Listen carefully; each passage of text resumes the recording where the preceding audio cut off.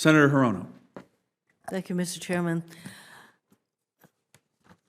I know that Secretary Marks, I know you are fully aware of the importance of the training areas in Hawaii, particularly Pohakaloa, and Dr. Waxman, you just noted how important that training area is to our military in the Indo-Pacific. So I would want both of you to commit to continuing the kind of good faith negotiations that we are engaged in to ensure that especially Pohakaloa remains as a necessary training area for our troops in Hawaii. Senator, not only my commitment, but I had a call just last evening with my Hawaii coordination cell as we continue to move all of the issues forward. So, yes, ma'am.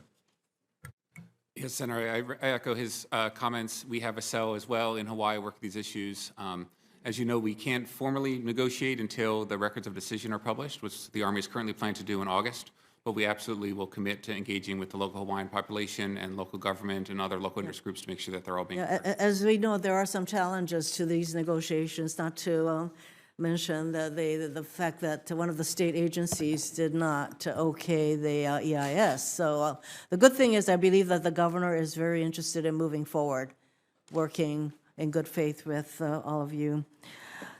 So recent reporting revealed that $1 billion, as I mentioned, the facility sustainment, restoration, and modernization funds will be moved from repairing and maintaining facilities. And as I noted, there are something like in the order of over $200 billion in deferred maintenance needs.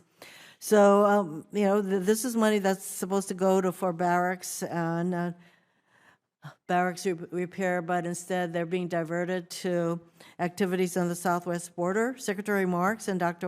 Waxman, can you explain how you plan to ensure the soldiers are living in safe and adequate barracks in light of this decrease in funding to the tune of about $1 billion and possibly more? And have you determined how this will impact the Army's maintenance backlog?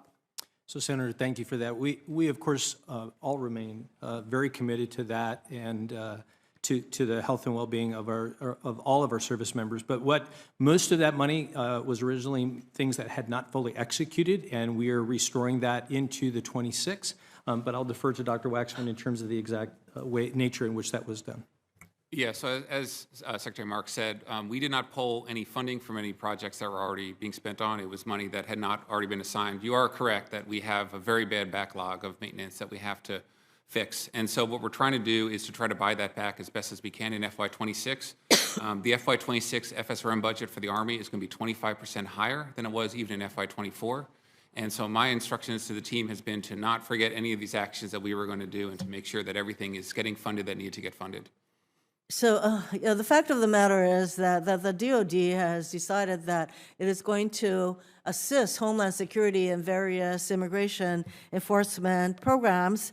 This is being done without reimbursement, and the DOD can ill afford for any of these monies that should go to things like barracks restoration and repair, can ill afford any of this kind of diversion. So we will be watching to see how you're going to make up the difference. And in fact, Dr. Waxman, over 3 weeks ago, this committee asked the Army for a comparison of what facility sustainment, restoration, and modernization projects were planned for fiscal year 25 compared to what has been executed to date. And we have not received this information. And when can we expect this information from you?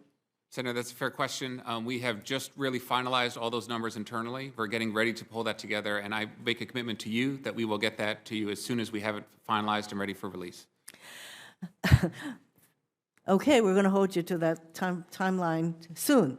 Ms. Johnson-Turner, you noted that some 14 Navy barracks have been renovated. That's good news. I visited Arizona Hall, a Navy enlisted barracks at Joint Base Pearl Harbor. The facility is dated, lacks central air conditioning. In fact, I note that the Air Force doesn't even let its unaccompanied airmen in places that are not air conditioned, but yet the Navy has this facility that is not air conditioned. And that is not some kind of a luxury, because it's pretty tough to be in a place that's not air conditioned. So I found out that the restoration cost for these barracks is $10 million. That seems eminently doable. So I'd like to know from you, what is the plan, and when can I expect the renovation of Arizona Hall to begin? Senator Hirono, appreciate the question. As noted, unaccompanied housing remains a priority for the Department of the Navy, and appreciate your attention to and support for the Department of the Navy. Specific to Arizona Hall, we did have sailors that were moved out of that facility about a year ago. Thanks to we are moving forward with a structural assessment, although the building is wholly vacant, which we expect to receive those results this summer. So is there $10 million being requested to complete the renovation of Arizona Hall? Senator, I will have to get back to you on the specific amount. I think part of it was now that the facility is vacated and there is no sailors or other service members residing, was to get the structural assessment and determine next steps. You may not have the specific amount, but can you tell me if this is happening in this budget? I will look forward to getting back to you, Okay. Senator, in Well, short order. Thank you.